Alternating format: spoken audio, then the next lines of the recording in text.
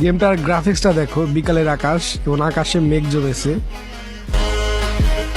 এখন দেখো পানিতে গুলি করলে পানি কিভাবে ছিটে উপরের দিকে উঠে এবং পানির নিচ থেকে আকাশটা কেমন দেখায় তা দেখো। এবং পানির নিচ থেকে সূর্যটা দেখা যাচ্ছে স্পষ্ট। আর এই গেমে প্লেনটা কিভাবে আসে আর প্লেনের সামনের ইঞ্জিন গুলা দেখো কিভাবে ঘুরতেছে।